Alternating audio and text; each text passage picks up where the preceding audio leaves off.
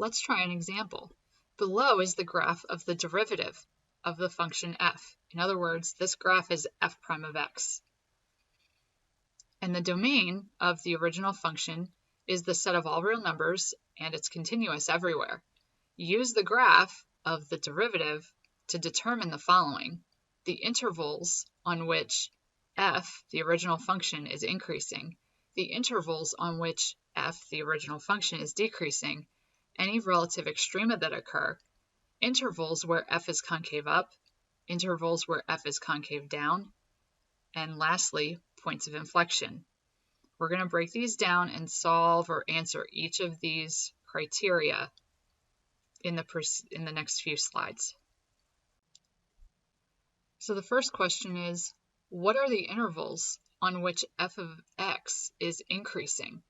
Well, this occurs when the derivative, or f prime of x, is positive, meaning it's above this x-axis.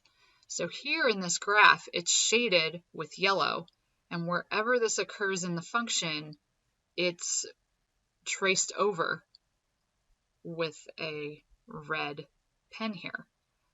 So this is occurring from -2 to 0, and then again from 5 to infinity. On which intervals is f decreasing? Well, f is decreasing when its derivative, f prime of x, is negative.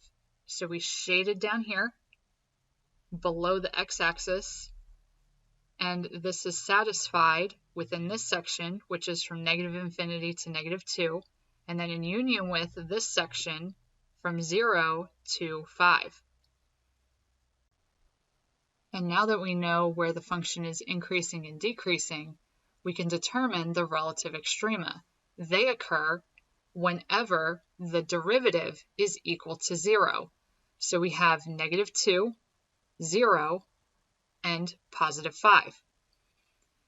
And when we saw the intervals where it's decreasing or negative, so it's negative from here, so that means the regular f function is decreasing up until it gets to -2, and then it'll start to increase. Once this crosses here, that means that the function f is increasing.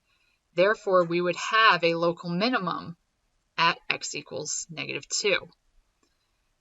And then because we are positive for the derivative, that means the function is increasing until it gets to 0.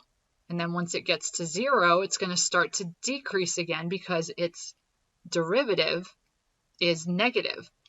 So at x equals 0, we have a local maximum. And then we continue to decrease until we get to -5. And then at x equals 5, we start back to increasing again. So that means we have another local minimum at x equals 5. So notice what happened was, while interpreting what the derivative gives us, we can sort of do a rough sketch of the graph and identify our relative extrema. So a maximum occurs wherever the graph is equal to 0 and changes from positive to negative. So again, I went positive to negative here. That's why we have the local max at 0. And the min occurs wherever the graph is equal to 0 and it changes from negative to positive. So that's why we have one at 2 and then again at 5. The next piece of information that we need to find are the intervals where f is concave up. This occurs wherever the slope of the graph or the second derivative is positive. What this means with the first derivative, since that's the graph we're given, is this will occur when this graph is increasing. So where this current graph is rising up to its relative maximum, that's going to be where you have a concave up function. And then again, we're going to have it be concave up from this x value of 3 to infinity. So that's how we came up with the concavity intervals when given the graph of the derivative. Next, we need to determine intervals where f is concave down. This occurs wherever the slope of the graph, or the second derivative, is negative. When given the graph of the first derivative, this occurs when the first derivative is decreasing. And this is occurring within the interval from -1 to +3. And after determining the intervals of concavity, we can determine points of inflection. This occurs wherever the slope of the graph, or the second derivative, changes from positive to negative or vice versa.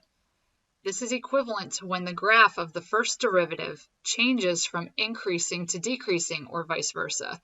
So wherever the derivative has a relative maximum or a relative minimum, that will be a point of inflection in the original function.